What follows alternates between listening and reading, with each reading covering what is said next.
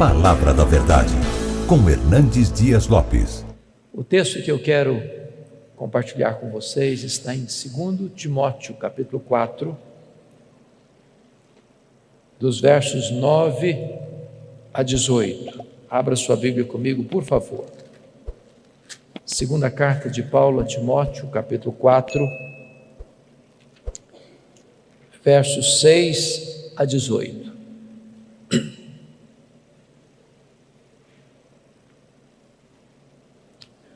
Todos vocês devem saber que esta carta foi a última carta que o apóstolo Paulo escreveu. E Paulo escreveu esta carta da sua segunda prisão em Roma. Segundo os historiadores, a prisão marmetina, que era uma espécie de masmorra, úmida, fria, insalubre, de onde as pessoas saíam leprosas ou saíam para o martírio. Paulo escreve essa carta já sentenciado de morte, depois de ter recebido pena capital, e antes do seu martírio, ele escreve essa carta a Timóteo, num tempo de muita turbulência, quando a igreja cristã estava sendo massacrada, quando os crentes estavam sendo crucificados e queimados vivos, quando irmãos em Cristo estavam debandando de forma geral, abandonando o apóstolo Paulo, e até mesmo seu filho Timóteo estava com vergonha dele. Paulo escreve aqui suas últimas palavras antes de morrer, e portanto essas palavras se revestem de tanta importância para você e para mim. E ele se dirige a Timóteo assim: quanto a mim, já estou sendo oferecido por libação, e o tempo da minha partida é chegado. Combati o bom combate, completei a carreira, guardei a fé. Já agora a coroa da justiça me está guardada, a qual o Senhor reto juiz me dará naquele dia, e não apenas a mim, mas a todos quantos amam a sua vinda. Procura vir ter comigo depressa, porque Demas, tendo amado o presente século, me abandonou e se foi para Tessalônica. Crescente foi para a Galácia, Tito para a Dalmácia. Somente Lucas está comigo. Toma contigo Marcos e traze-o, pois me é útil para o ministério. Quanto a Tíquico, mandei-o até Éfeso. Quando vieres, traz a capa que deixei em Trode, na casa de Carpo, bem como os livros, especialmente os pergaminhos. Alexandre, o latoeiro, causou-me muitos males. O Senhor lhe dará paga segundo as suas obras. Tu guarda-te também dele, porque resistiu fortemente às nossas palavras. Na minha primeira defesa, ninguém foi a meu favor. Antes todos me abandonaram. Que isto não lhe seja posto em conta. Mas o Senhor me assistiu e me revestiu de forças, para que por meu intermédio a pregação fosse plenamente cumprida, e todos os gentios ouvissem, e fui libertado da boca do leão. O Senhor me guardará, ou me livrará também de toda obra maligna, me levará salvo para o seu reino celestial. A Ele glória pelos séculos dos séculos. Amém. Eu quero pedir permissão para você para só voltar nesse texto, na conclusão da minha fala. Meu propósito nesta noite é apresentar a vocês o apóstolo Paulo. Quem foi este homem que morreu pobre, velho, abandonado, cheio de cicatrizes, acusado de ser o líder dos incendiários de Roma? Quem é este homem que, inobstante morrer debaixo de ostracismo, é mais influente na história do que todos os Césares de Roma juntos? Quem é este homem que plantou igrejas nas províncias da Galácia, da Macedônia, da Acaia, da Ásia Menor, que de Jerusalém ao Ilírico anunciou a esperança do Evangelho? Quem é este homem que dos 27 livros do Novo Testamento, escreveu 13 deles, e que ainda hoje influencia milhões e milhões de pessoas. Meu propósito nesta noite é apresentar a vocês este homem. Quem é este homem chamado Paulo? A primeira referência que nós poderíamos encontrar dele na Bíblia está lá em Filipenses capítulo 3, versos 5 e 6, quando diz que ele foi circuncidado ao 8º dia, da linhagem de Israel, da tribo de Benjamim, hebreu de hebreus, quanto à lei, fariseu, quanto ao zelo, perseguidor da igreja. Diz a Bíblia em Atos 22, 3, que ele nasceu em Tarso da Sicília, por isso era um cidadão romano, e foi enviado ainda jovem para Jerusalém para estudar aos pés do grande mestre Gamaliel, neto do rabino Hilel, para ser um grande líder do seu povo. Diz Gálatas capítulo 1, versículo 14, que ele se destacou entre seus pares, entre seus contemporâneos, pelo zelo que ele tinha pela lei de Deus, pela maneira tão rigorosa com que ele estudou e se preparou para se transformar um grande rabino judaico, um homem de uma personalidade forte, um homem de um temperamento firme, um homem de uma capacidade intelectual sem precedentes no seu tempo, um homem que foi levantado para ser o grande líder do seu povo.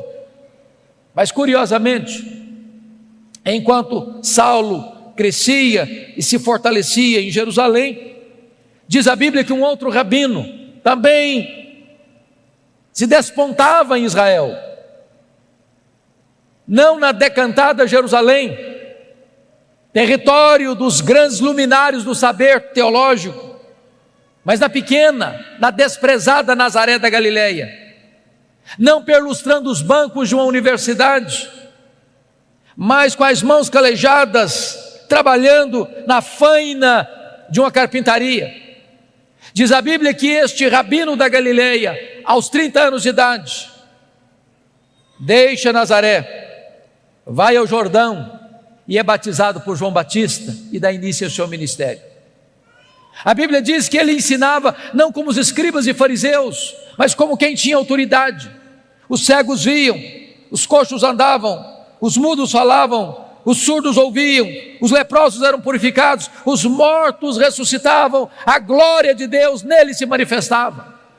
Isso provoca o ciúme e a inveja dos fariseus, dos escribas, dos saduceus, dos religiosos de Jerusalém.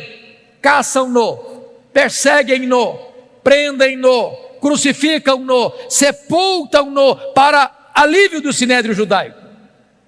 Mas no terceiro dia, após seu sepultamento, no primeiro dia da semana, uma notícia explode como uma bomba no arraial do sinédrio. O túmulo do Rabi da Galileia foi aberto e aberto de dentro para fora. Ele ressuscitou, ele venceu a morte, ele triunfou sobre a morte, ele matou a morte com a sua morte ao ressuscitar gloriosamente da sepultura. É nesse momento, irmãos, que se levanta Saulo de Tarso, como braço de ferro do sinédrio judaico, para perseguir com fúria insana o cristianismo que nascia. E a Bíblia nos informa que este homem recebe 2 epítetos, 2 adjetivos no livro de Atos. Primeiro, ele era uma fera selvagem. Você pode constatar isso olhando Atos 9:1, está escrito que ele respirava ameaças e morte contra os discípulos do Senhor.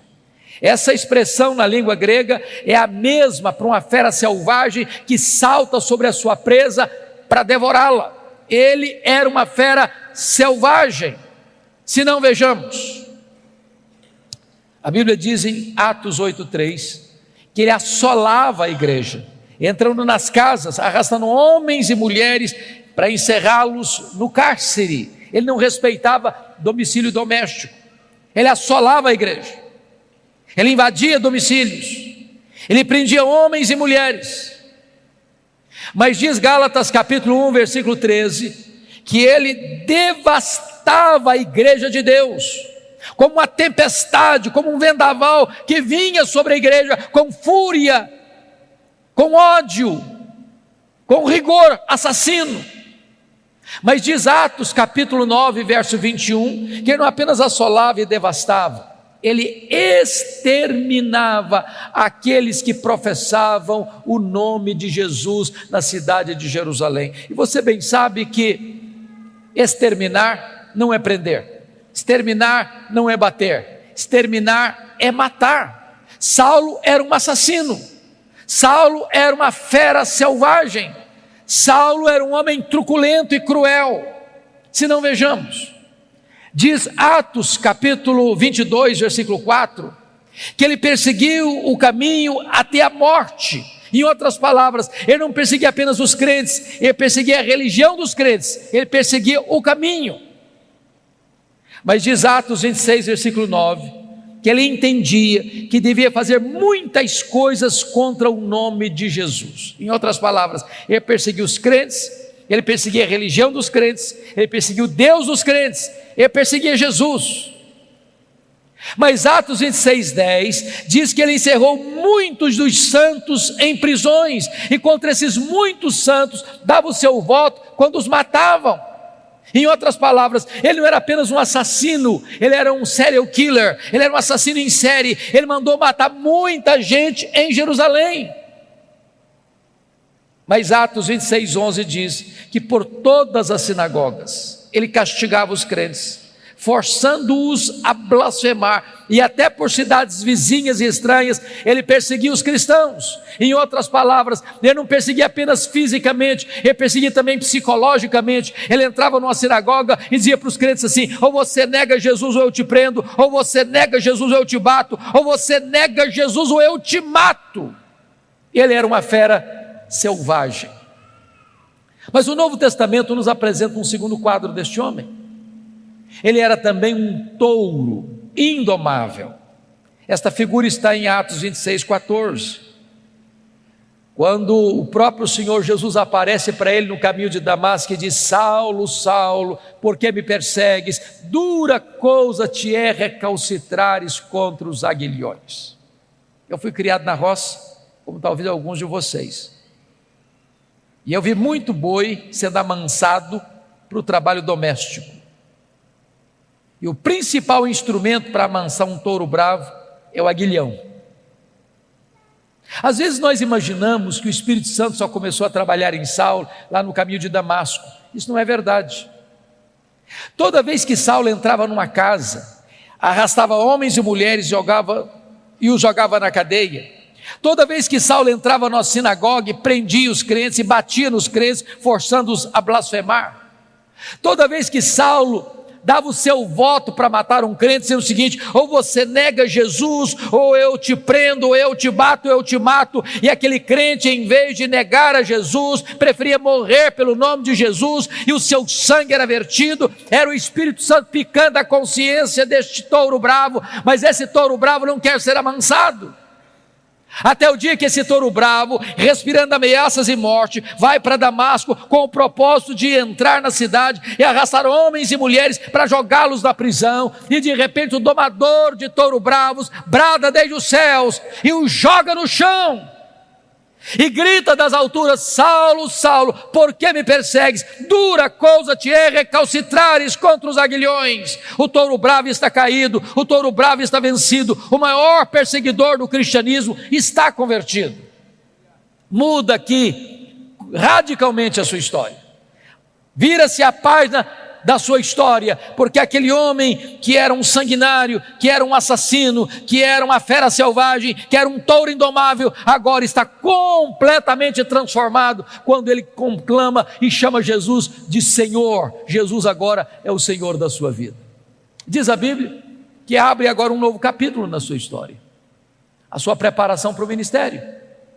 E ele é levado dali cego para a rua direita, na casa de Judas, onde ele fica 3 dias orando e jejuando, enquanto o Senhor se dirige a Ananias em Damasco, um discípulo, e diz assim: Ananias, vai à rua direita, na casa de Judas, e impõe as mãos sobre Saulo, para que ele fique curado. E diz Atos 9,13 que Ananias disse para o Senhor assim: mas Senhor, eu tenho ouvido de tanta gente, quantos males tem feito este homem aos teus santos em Jerusalém? Mas Deus diz: vai, porque ele é para mim um vaso escolhido. Eu enviarei para longe aos gentios e aos reis, e eu lhe mostrarei o quanto importa sofrer pelo meu nome. Diz a Bíblia que Ananias vai e impõe as mãos sobre Saulo, as escamas caem dos seus olhos, ele volta a ver. Diz a Bíblia que o Espírito Santo entra nele, ele fica cheio do Espírito Santo. Diz a Bíblia que ele foi batizado. E nesse momento eu convido você para abrir sua Bíblia em Atos 9:20, por favor. Logo depois que Saulo foi curado, logo depois que Saulo foi revestido com o Espírito Santo, logo depois que Saulo foi batizado, diz Atos 9:20, que a partir daí, em seguida, logo a seguir, ele começa a pregar nas sinagogas, afirmando que este Jesus é o Filho de Deus. Mas olha comigo Atos 9:22. Saulo mais e mais se fortalecia, confundindo os judeus, demonstrando que este é o Cristo, o Messias. Eu pergunto a vocês, tem alguma diferença entre o que ele fez no verso 20 para o que ele fez no verso 22? Prestem atenção. No verso 20 ele afirma que Jesus é o Filho de Deus. Mas no verso 22 ele demonstra que Jesus é o Messias, é o Cristo.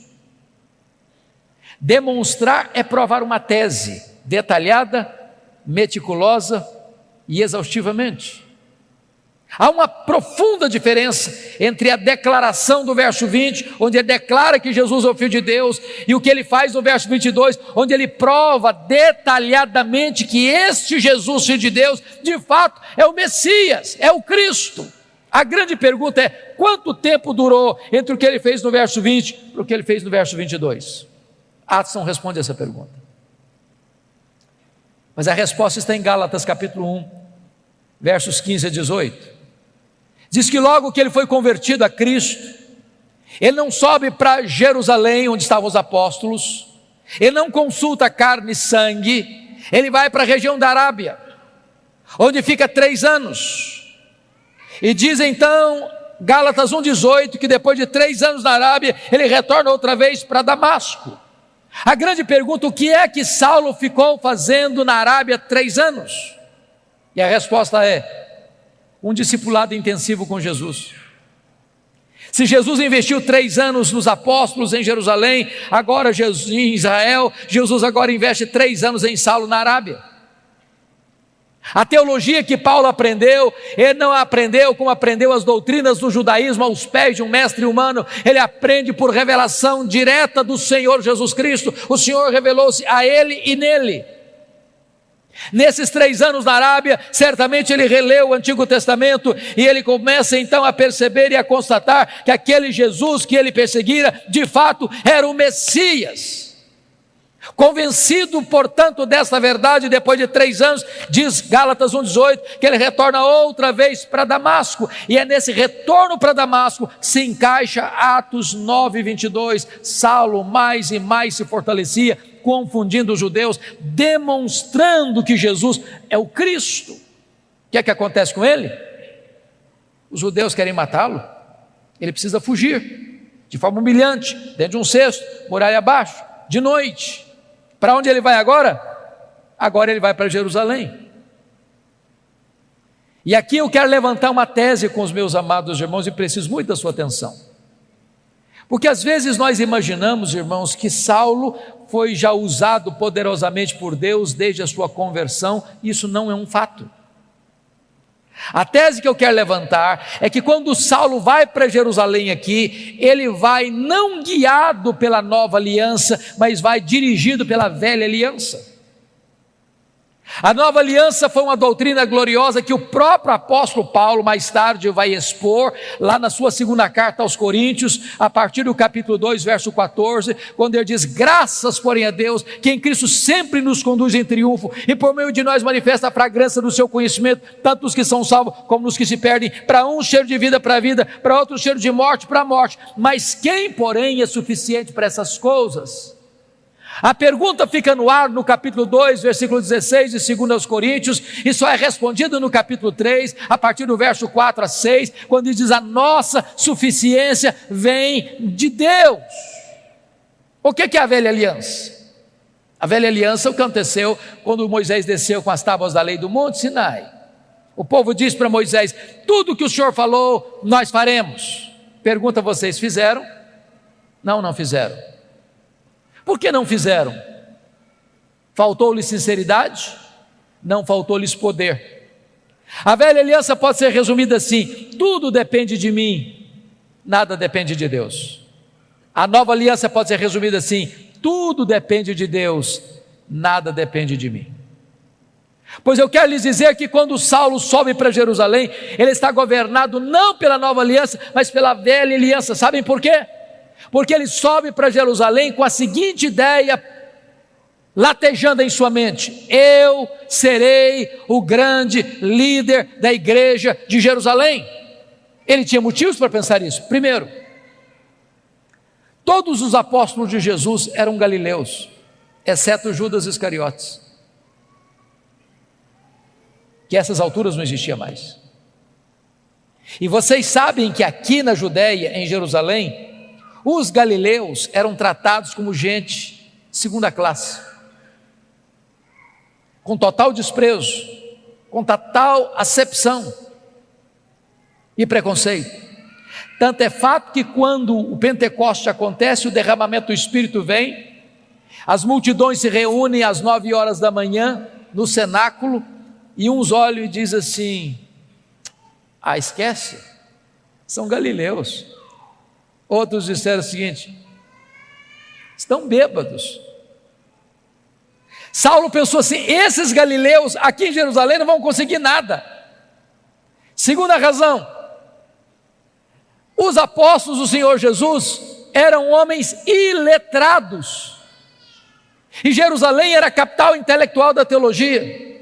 Lá estavam os escribas, lá estavam os doutores da lei, lá estavam os fariseus, lá estavam os saduceus, lá estava o sinédrio, lá estava a fortaleza teológica de Israel. E Saulo pensou: esses homens, além de galileus, são iletrados, não vão conseguir nada aqui. Ainda mais, Saulo era um homem intelectual. Saulo tinha livre trânsito nos corredores do poder eclesiástico. Saulo conhecia Jerusalém, Saulo fora criado em Jerusalém, Saulo perseguiu a igreja de Deus em Jerusalém, e ele sobe com a seguinte ideia: eu tenho o melhor currículo, eu tenho o melhor preparo, eu tenho a melhor postura para ser o líder da igreja de Jerusalém, e com essas ideias ele sobe. Sabe o que acontece? Confira comigo Atos 9, 26. Quando ele chega na igreja de Jerusalém, todos, não alguns, todos, os discípulos não acreditaram na conversão dele. Achavam que ele estava sabotando a fé, achavam que ele estava blefando, e bateram a porta da igreja na cara dele. Para quem queria ser líder, nem recebido foi. Deus golpeia aqui o orgulho dele. Agora olha comigo Atos 9, 27. Diz a Bíblia que Barnabé o apanha, Barnabé o apresenta aos apóstolos, os apóstolos recebem Saulo, e agora então ele tem livre trânsito na igreja, ele entra e sai, discute com os helenistas, e diz a Bíblia que os helenistas resolvem matá-lo. O que acontece? Os membros da igreja, os discípulos se reúnem e dizem assim para Saulo: Saulo, você não pode ser o nosso pastor não, você tem que ir embora da nossa igreja. Agora preste atenção, irmãos, não é fácil para um pastor estar convencido que deve ficar na igreja, quando os membros da igreja estão convencidos que ele deve sair da igreja. Não é fácil. Sabe o que aconteceu com ele? Ele não foi embora. Ele não foi embora. Mas se você olhar Atos 26, 17, não foram apenas os crentes que mandaram ele embora, não. O próprio Deus apareceu para ele numa visão em Jerusalém e diz assim: vai embora de Jerusalém, que eles não vão te ouvir. Meus irmãos, ser mandado embora pelos líderes da igreja é uma coisa, ser mandado embora pelos membros da igreja é outra coisa, mas ser mandado embora da igreja pelo próprio Deus, parece que não resta opção. Mas sabe qual a decisão dele? Ele não foi embora. Aliás, confira aí comigo, Atos 22, 18 e 19, que ele discute com Deus. Ele arrasou com Deus, mas Senhor, eu persegui a igreja aqui. Quando se matou Estevão, o teu testemunho estava presente, consentia nisso, até guardei as vestes daqueles que o apedrejaram. Sabe o que ele está dizendo para Deus? Oh Deus, o Senhor pensa melhor, o Senhor pensa direito.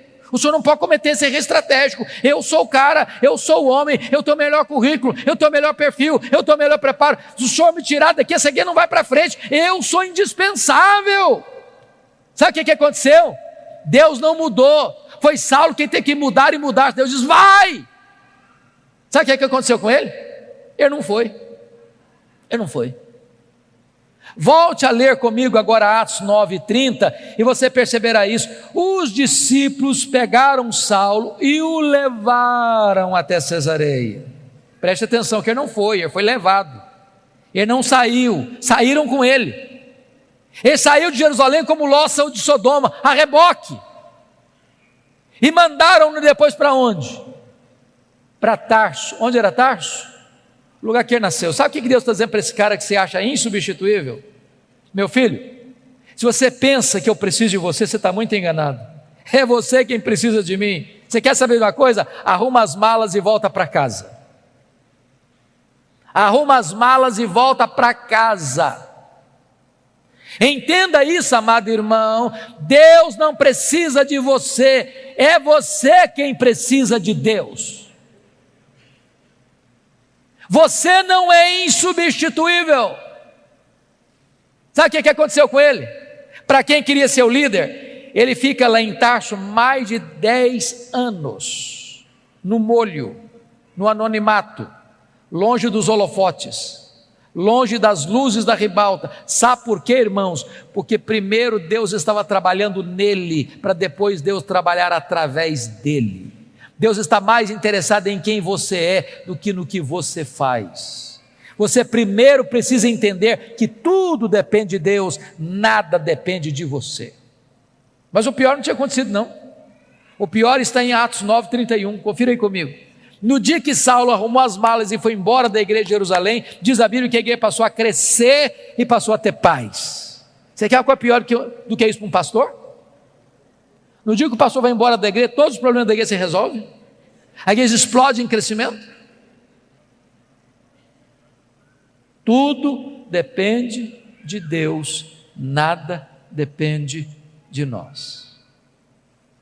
Muitos anos depois, acontece um avivamento em Antioquia da Síria, terceira maior cidade do mundo. A igreja de Jerusalém manda para lá Barnabé, e diz Atos 11:25 que Barnabé, ao chegar lá, corre para Tarso, lembra-se de Saulo, pega Saulo, leva para Antioquia, e lá eles ensinam uma multidão de discípulos.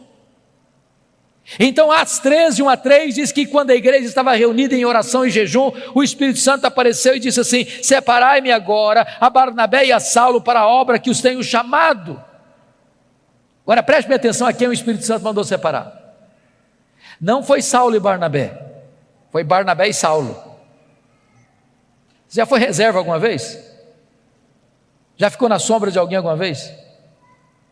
Ele não era o líder, ele era o liderado. Deus ainda estava trabalhando nele para depois Deus trabalhar através dele. Então eles saíram para a obra missionária. O jovem João Marcos, primo de Barnabé, os acompanha como auxiliar dos dois missionários.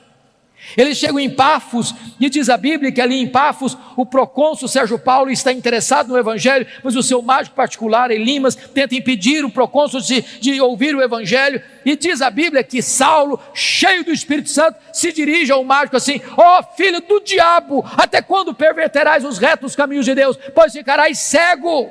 O mágico fica cego, os olhos espirituais do procônsul são abertos e ele é convertido a Cristo. E diz a Bíblia que a partir dali, Saulo deixa de usar o seu nome judaico Saulo para usar o seu nome romano Paulo, e a partir dali ele se transforma no maior líder do cristianismo. Sabem por quê? Porque agora ele tinha entendido a verdade. Tudo depende de Deus, nada depende de mim.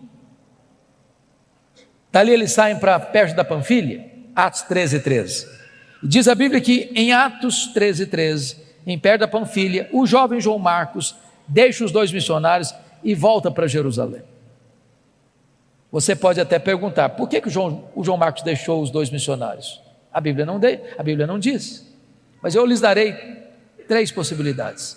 Primeira, quando ele saiu de Antioquia, ele pensou que fazer missões era turismo.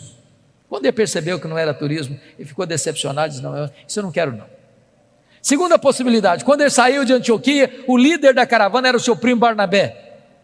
No meio do caminho muda o comando, agora é Paulo o comandante. Não, sob o comando do meu primo eu vou, comando desse outro aqui eu não vou não.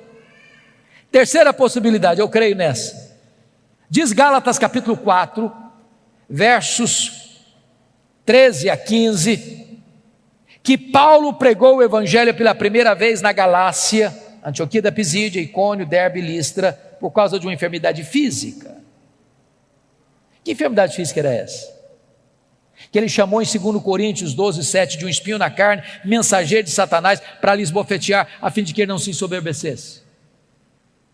A Bíblia não diz que ele saiu doente de Antioquia, mas a Bíblia diz que ele chegou doente no primeiro destino da sua viagem missionária.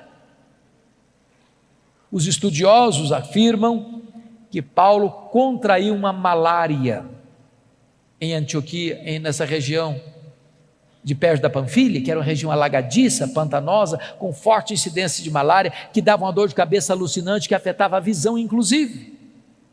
Então João Marcos deve ter pensado assim, bom, eu estou muito jovem para ficar doente, eu vou voltar para a casa da minha mãe. Então diz a Bíblia que ali Paulo contrai essa malária, não diz que contrai a malária, mas que ele sai doente, e chega subindo as montanhas do Cáucaso, chega nessa região da Galácia do Sul, onde ele enfrenta muitas lutas, ele é apedrejado, ele enfrenta dramas crudelíssimos, mas deixa igrejas plantadas, deixa liderança estabelecida, ele planta igrejas e estabelece liderança daquelas igrejas, apesar de tantas dificuldades.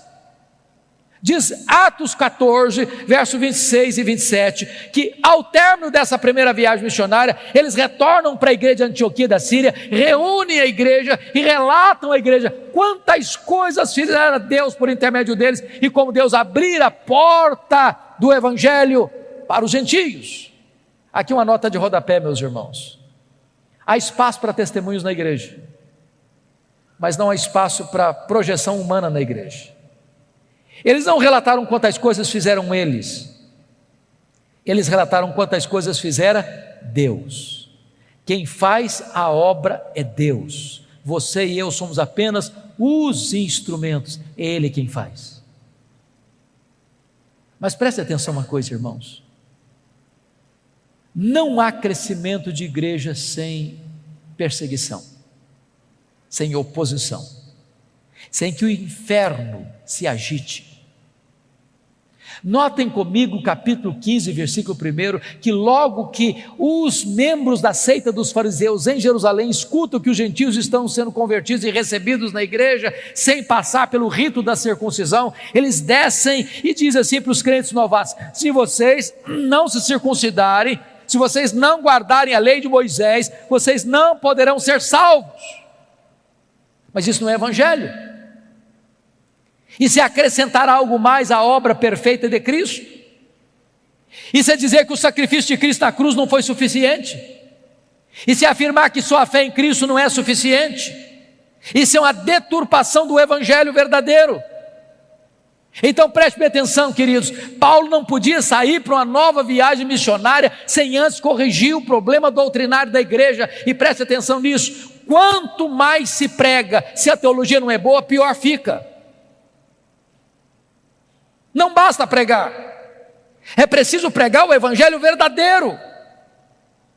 Então foi convocado um concílio na igreja, apóstolos e presbíteros, e eles se reúnem para tratar da matéria, onde fala Barnabé, onde fala Paulo, onde fala Pedro, onde Tiago lidera aquele concílio, e ao término do concílio, uma decisão foi tomada, uma decisão foi escrita, uma decisão foi levada para todas as igrejas, mostrando o seguinte, que é só a fé em Cristo que é suficiente para a salvação, e nada mais.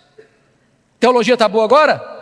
Vamos fazer a segunda viagem missionária. Agora confira comigo Atos 15, 36.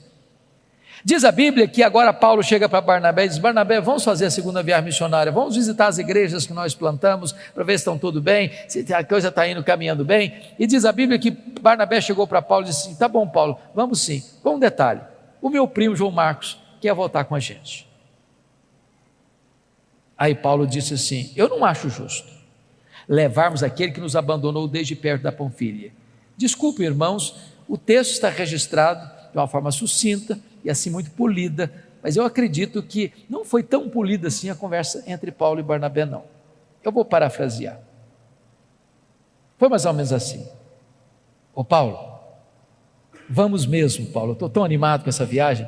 Só um detalhe, lembra do João Marcos, o meu primo, aquele que nos deixou lá em Perge, da Panfília? Pois é, Paulo, ele quer ir voltar com a gente. Eu acho que o Paulo fechou o semblante, diz: você está de brincadeira comigo, né, Barnabé? Não é verdade, ele quer voltar com a gente. Barnabé, não é possível, eu não quero, esse rapaz não serve para ser meu companheiro, comigo ele não vai, Barnabé. Mas Paulo, vamos dar uma chance para o rapaz, ele é jovem, ele é novo, ele vai aprender. Comigo ele não vai, Barnabé. Mas Paulo, você está sendo intolerante, Paulo, vamos dar uma chance para o rapaz. Comigo ele não vai, Barnabé. Diz a Bíblia que houve tal desavença entre eles, que não puderam caminhar juntos mais, por causa de João Marcos. Barnabé investiu no João Marcos, foi para Chipre com ele. Paulo pegou Silas, profeta da igreja de Jerusalém, foi para outra região. Paulo queria ir para a Ásia, o Espírito Santo o impediu. E de noite ele escuta, tem uma visão de um varão macedônio dizendo: passa a Macedônia e ajuda-nos. Ele entra na Macedônia, cidade de Filipos, colônia romana.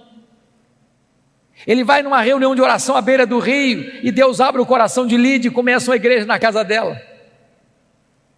Ele está indo para a reunião de oração, uma menina possessa, endemoniada, está atormentando, perturbando a caminhada de Paulo, e Paulo a liberta, e os homens da cidade se rebelam, e Paulo é preso, e Silas é preso, e eles são açoitados, suas vestes são rasgadas, e jogados num tronco interior de uma prisão imunda.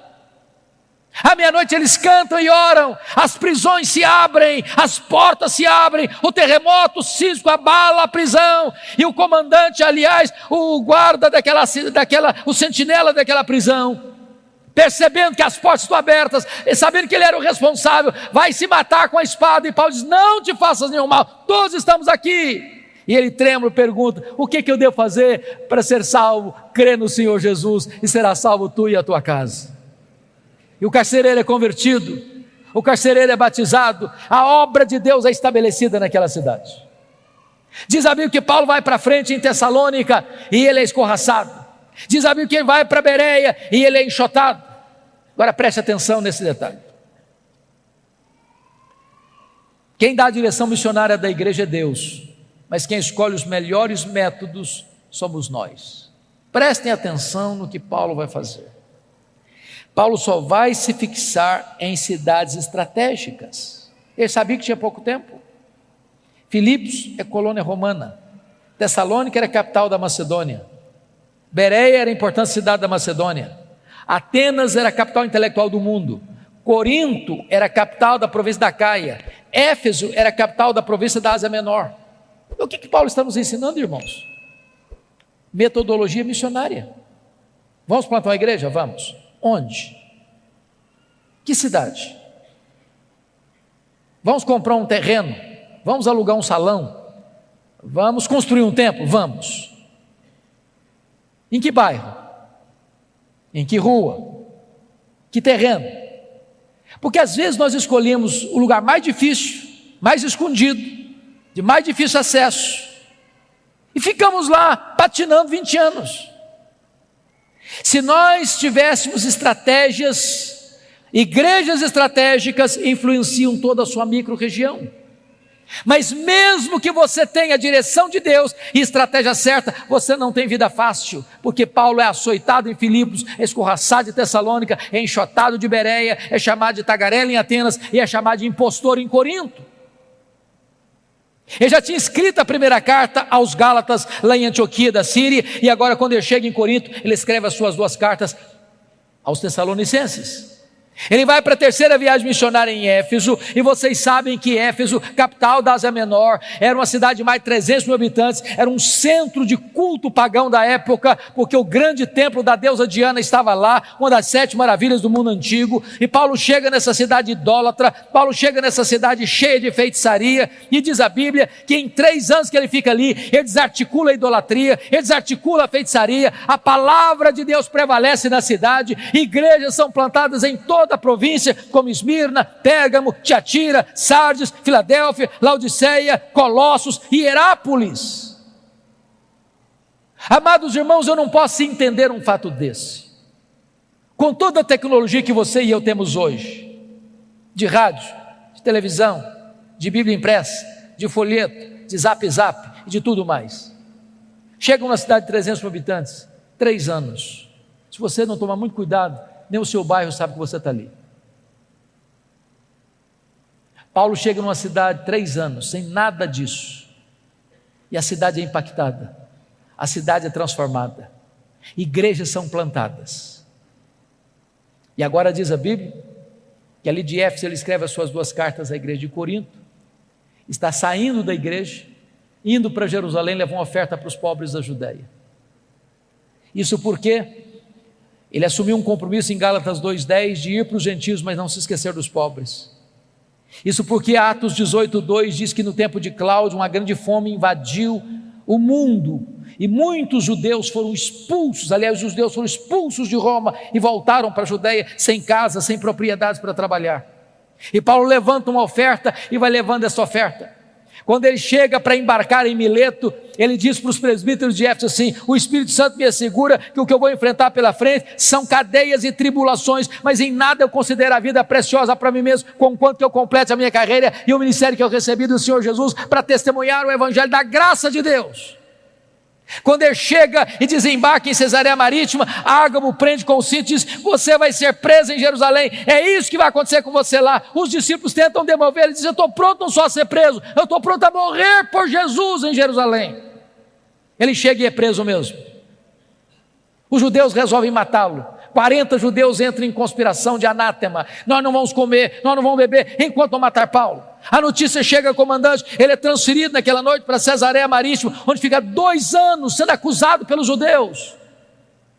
Diante da fraqueza do governador Festo, pronto a entregá-lo ao Sinédrio, e o Sinédrio pronto a matá-lo no caminho, Paulo, percebendo a jogada, diz: eu sou cidadão romano e eu quero ser julgado diante de César. E o governador diz: para César você quer ir? Para César você irá.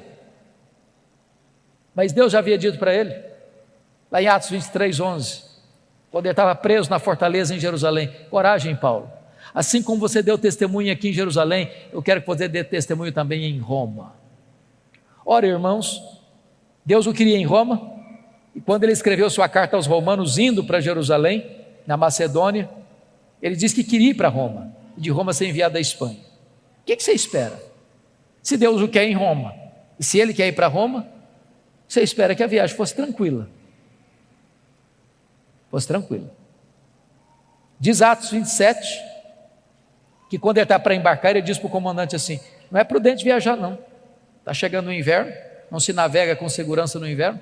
Mas o comandante não escutou Paulo não, e diz a Bíblia que aquela viagem se torna turbulenta, uma tempestade terrível, o navio se arrebenta todo, o trigo que carregavam teve que ser jogado no mar, e um anjo aparece para Paulo no navio e diz: coragem, Paulo, ninguém vai morrer, tem 276 pessoas nesse navio, todo esse time vai estar entregue nas suas mãos, eu por amor a você vou poupar essa gente, mas vocês vão ter que dar numa ilha. Quando o dia amanheceu, eles avistaram a ilha de Malta, e diz a Bíblia, quando desembarcaram, tinha uma fogueira para aquecê-los, e diz a Escritura que a única pessoa que tentou então manter a fogueira acesa foi o apóstolo Paulo, foi catar cortar graveto e jogar naquela fogueira, e quando ele joga um punhado de graveto na fogueira, uma víbora brota do fogo e prende na mão do Paulo.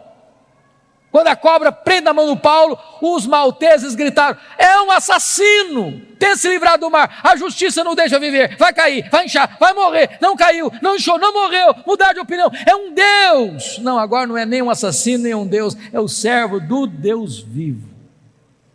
Não foi a tempestade que levou Saulo, ou melhor Paulo, para ele de Malta, foi a mão da providência divina.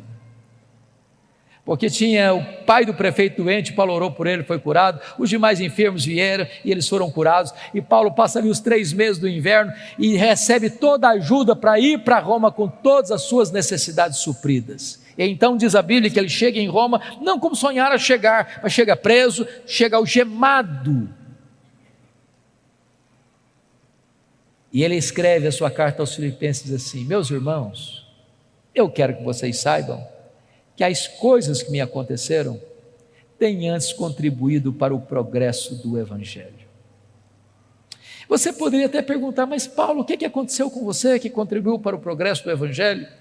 E ele faria um resumão para nós assim: olha, eu fui perseguido em Damasco, eu fui rejeitado em Jerusalém, eu fui esquecido em Tarso, eu fui apedrejado em Listra, eu fui açoitado em Filipos, eu fui escorraçado de Tessalônica, eu fui enxotado de Bereia, eu fui chamado de tagarela em Atenas, eu fui chamado de impostor em Corinto, eu enfrentei feras em Éfeso, eu fui preso em Jerusalém, eu fui acusado em Cesareia, eu enfrentei um naufrágio para Roma, eu fui picado por uma cobra em Malta, eu cheguei em Roma preso e algemado, mas eu quero que vocês saibam que as coisas que me aconteceram têm antes contribuído para o progresso do Evangelho.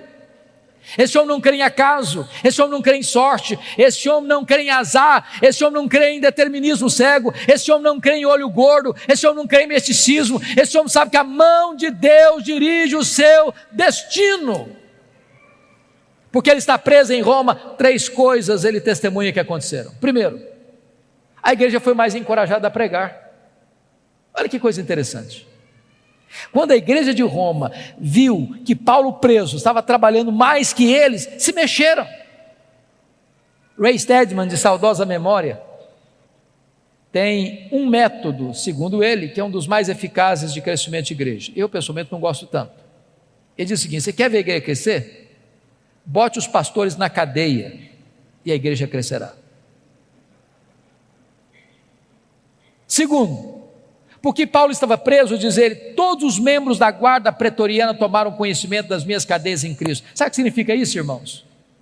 Ele ficou 2 anos, 61 e 62 depois de Cristo, preso em Roma, na primeira prisão. Ele era um cidadão romano, tinha um soldado algemado com ele, todo dia, em 3 turnos por dia. A guarda pretoriana era a guarda de elite do imperador, era a guarda de escola. Eram soldados da mais alta patente do império, eram 16 mil soldados da mais alta patente, gente que trafegava nos corredores do poder. Todo dia tinha alguém algemado com ele. E o que Paulo fazia com eles? Evangelho neles, evangelho neles, evangelho neles. Depois de 2 anos, toda a guarda pretoriana estava evangelizada. Se Paulo não estivesse nessa prisão, ele jamais alcançaria a elite de Roma. Deus o colocou lá e ele entendeu isso. Eu não sou prisioneiro de César, não, eu sou prisioneiro de Cristo, eu sou embaixador em cadeias. Não é o lugar que faz você, é você que faz a circunstância. Porque ele estava preso, diz ele, não podia visitar as igrejas. O que ele fez? Começou a escrever cartas. Que cartas? Efésios, Filipenses, Colossenses, Filemon, as cartas da primeira prisão. Se Paulo estivesse solto, talvez nós não teríamos essas joias na nossa Bíblia. Dessa primeira prisão ele pediu para sair, ele orou para sair e saiu, mas não saiu para se aposentar, não saiu para deitar numa cadeira de balanço, saiu para fazer a 4ª viagem missionária. Deixou Tito em Creta, deixou Timóteo em Éfeso, muito provavelmente foi à Espanha, como relata a maioria dos historiadores. Passou por Nicópolis, escreveu mais 2 cartas, 1 Timóteo e Tito. Mas agora, irmãos, uma tragédia acontece no mundo. 17 de julho do ano 64. Nero põe fogo em Roma. Assiste o espetáculo do alto da Torre de Mecenas. 7 noites, 6 dias de incêndio. 17 de julho a 24 de julho. A maior cidade do mundo, mais de 1 milhão de habitantes, devorada pelas chamas. 70% da cidade destruída. Dos 14 bairros, 10 bairros destruídos. Quando o incêndio termina, constata-se que os 4 bairros restantes, densamente povoados por judeus e cristãos, dão a Nero um álibi para botar a culpa do incêndio de Roma nos crentes. Começa um massacre. Faltou cruz para fazer madeira, tamanha quantidade de crentes crucificados. Os crentes eram queimados vivos para iluminar as noites de Roma. Um massacre, uma chacina, uma coisa indescritível. Nesse momento, Paulo é caçado como o maior líder do cristianismo. E ele é preso, talvez em Trode, na casa de Carpo. Não deu para pegar seus livros, nem seus pergaminhos, nem mesmo a sua capa pessoal. E agora ele é jogado na masmorra marometina. Um buraco, escuro, úmido, frio, insalubre. E é desta masmorra é que ele escreve a sua última carta, a carta segundo Timóteo. E agora eu convido você para abrir o texto lá onde nós começamos, para nós encerrarmos esta palavra. Preste bem atenção, que Paulo está preso agora não é como um apóstolo, como da primeira prisão. O que está por trás dessa prisão não é mais os judeus, mas a máquina do Império Romano. Confira comigo aí capítulo 2, versículo 9.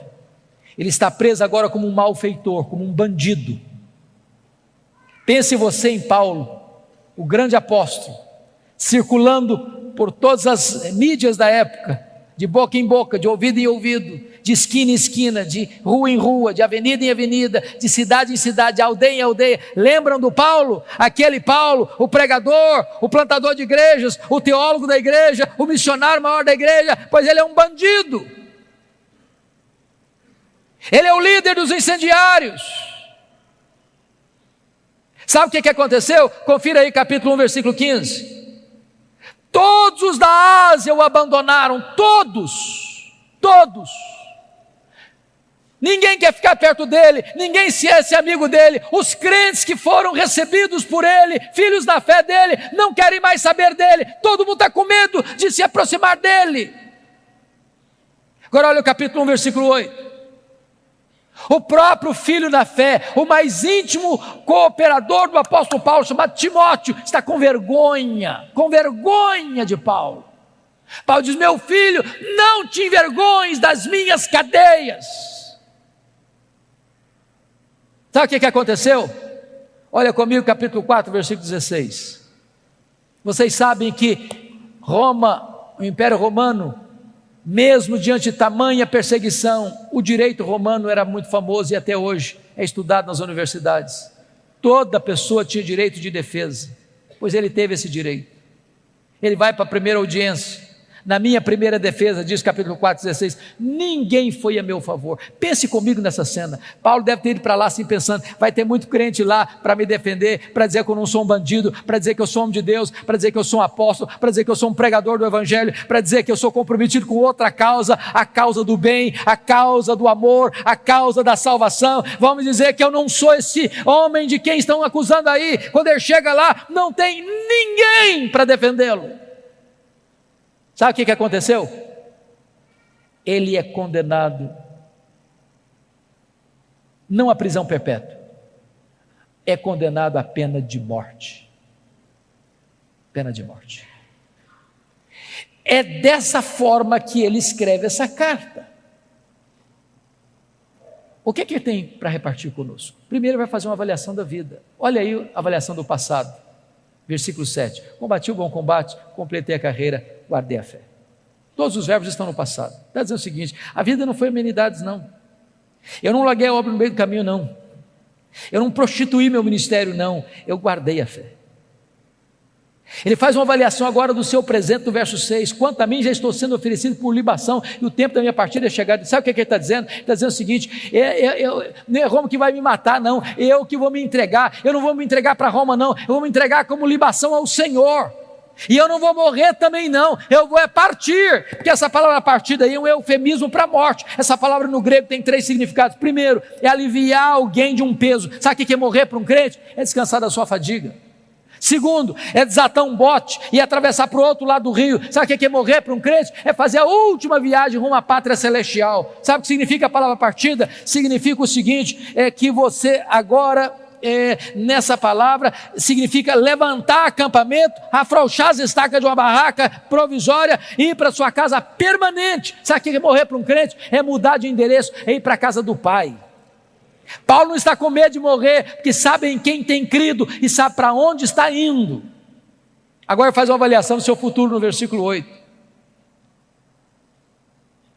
E ele diz o seguinte: já estou indo receber a coroa da justiça, a qual o Senhor reto juiz me dará naquele dia, e não apenas a mim, mas a todos quantos amam a sua vida. Sabe o que ele está dizendo, irmãos? Não importa se Nero me considera um bandido, o que importa para mim é que eu vou comparecer perante o reto juiz, e o reto juiz já guardou para mim a coroa da justiça. Eu não estou indo para o cadafalso, não, eu estou indo receber a coroa da justiça, eu estou indo para a glória celestial.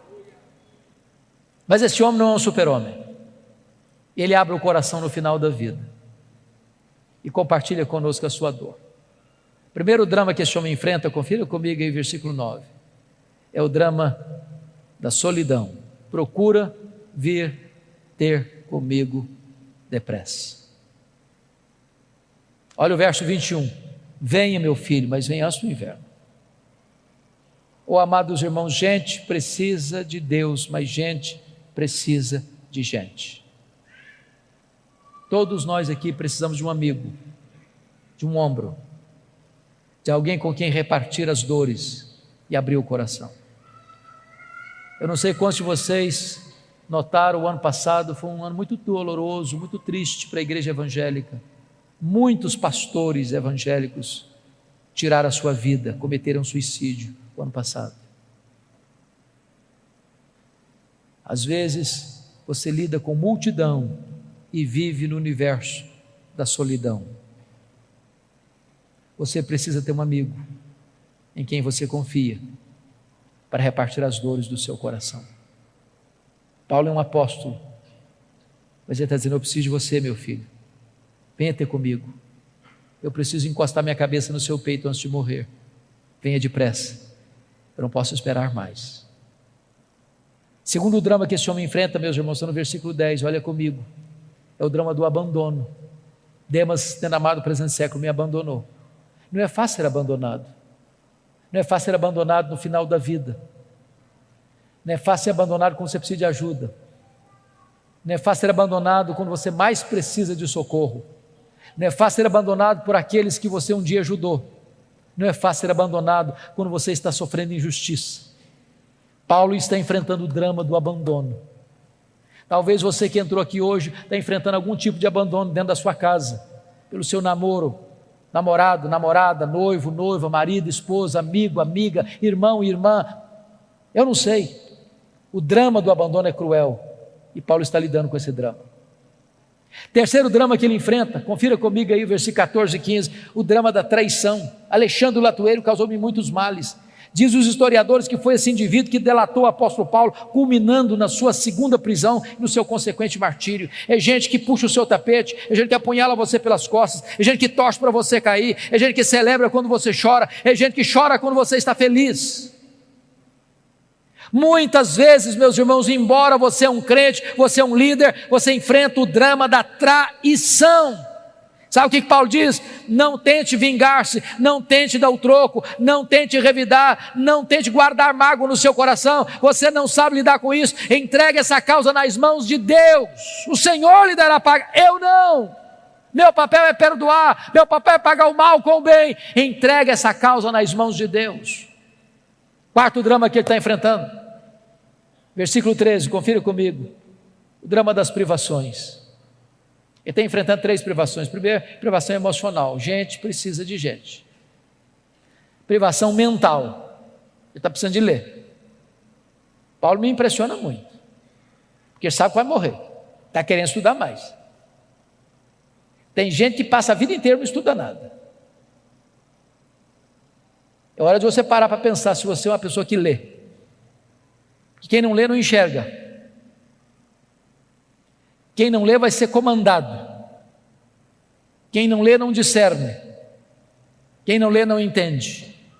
Paulo sabe que vai morrer, mas quer estudar um pouco mais. Não quer abrir mão da palavra de Deus. Ele quer se alimentar da palavra de Deus. Ele quer enriquecer a sua alma, mesmo no final da sua própria vida. Mas ele enfrenta ainda, irmãos, o drama das privações físicas. O inverno está chegando, não tem uma capa para usar.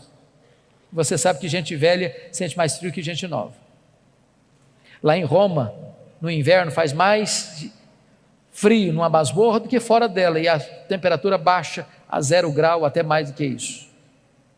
Ele está dizendo o seguinte: meu filho, se você não vier logo, eu vou morrer de frio antes de ser degolado. Traz a minha capa quando você vier. Sabe o que me impressiona com isso? O maior pastor, maior teólogo, maior missionário, maior plantador de igrejas da história do cristianismo, não tem uma capa surrada para usar no inverno. E você? Tem casa, tem cama, tem roupa, tem comida, tem conforto, e às vezes você está murmurando. Está murmurando.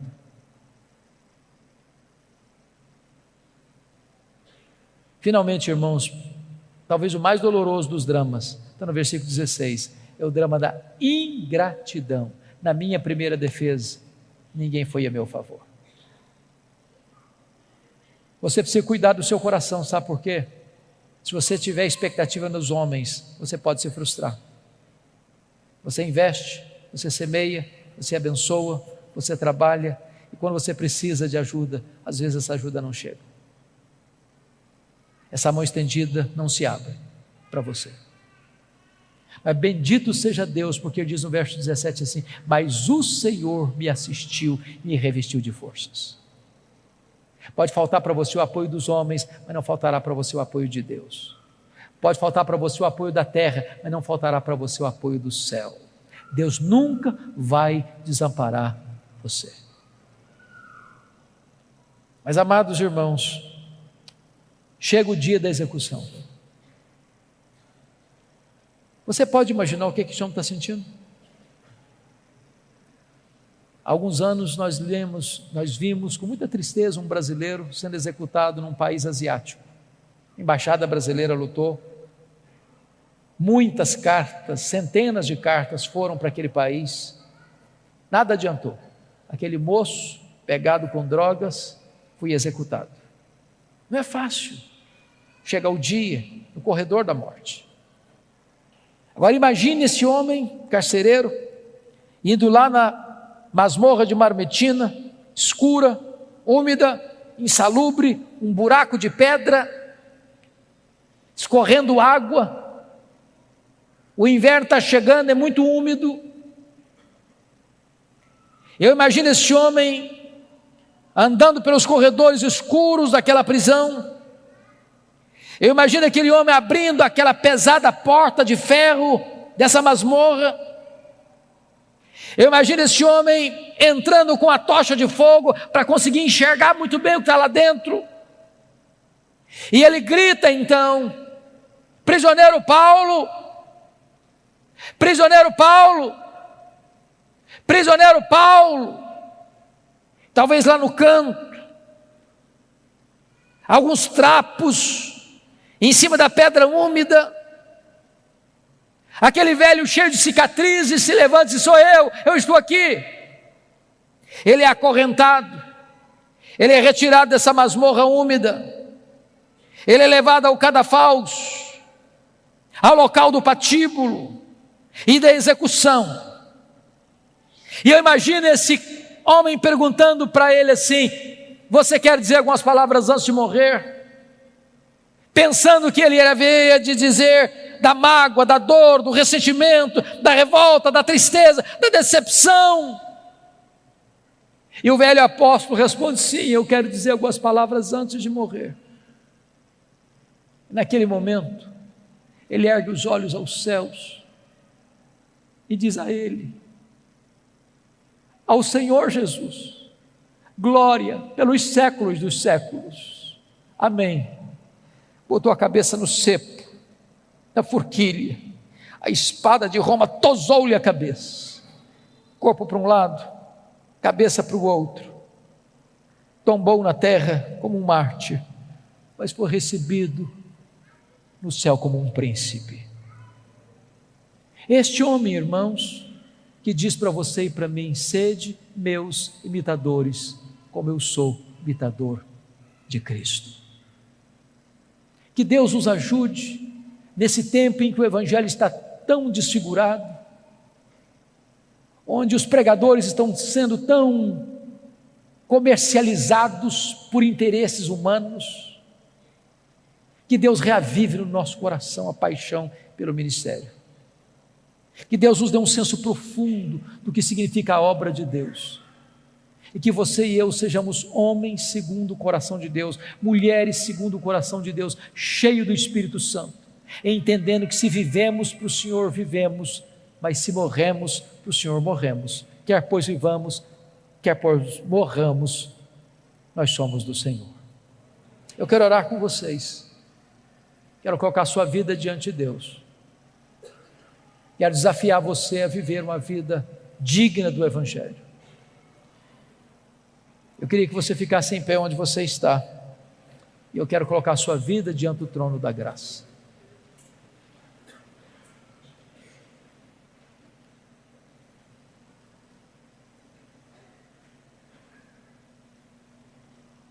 Eu não sei como que você entrou aqui hoje, eu não conheço todas as suas lutas, eu não conheço a sua biografia, a sua história, mas Deus está neste lugar, e hoje Ele quer fazer uma grande obra no seu coração. Assim como Ele pegou Saulo e o transformou, assim como Ele usou ao redor do mundo, Ele pode fazer uma grande obra também no seu coração. Feche os seus olhos, por favor. Ponha a sua vida nas mãos de Deus. Coloque-se à disposição de Deus, para que Ele manifeste na sua vida o seu poder e a sua glória. Rendemos-te graças, Deus, pela história do apóstolo Paulo. Rendemos-te graças pelo legado que ele nos deixou. Rendemos-te graças porque o ministério dele alcançou nações, povos e línguas. Rendemos-te graças porque este evangelho chegou até nós. Rendemos-te graças porque hoje tu nos desafias também a ir por todas as nações, todas as etnias da terra, levando a esperança do evangelho. Aqui está a tua igreja, aqui está o teu povo. Reveste este povo com o poder do Espírito Santo, capacita este povo com a unção do alto, e permita, meu Deus, que nada neste mundo atraia o nosso coração, nem as riquezas, nem os prazeres, nem o sucesso, nem o glamour deste mundo seduza o nosso coração. Que o nosso coração seja totalmente teu, que a nossa alma esteja repleta e cheia e transbordante do poder do Espírito Santo, que a tua glória inunde esta casa, que a tua glória inunde cada coração aqui, e que a tua igreja aqui representada em diversas denominações e igrejas dessa região, saia, meu Deus, no poder do Espírito Santo, para impactar essas cidades, para influenciar essas cidades com o poderoso evangelho do Senhor Jesus Cristo. Muito obrigado por esta noite, muito obrigado por esta igreja que nos acolhe, muito obrigado pela presença do teu povo, muito obrigado, meu Deus, por este culto precioso, muito obrigado pela tua palavra bendita, e receba nesta noite o tributo de louvor do nosso coração, pois choramos em nome de Jesus, a razão da nossa esperança. Amém.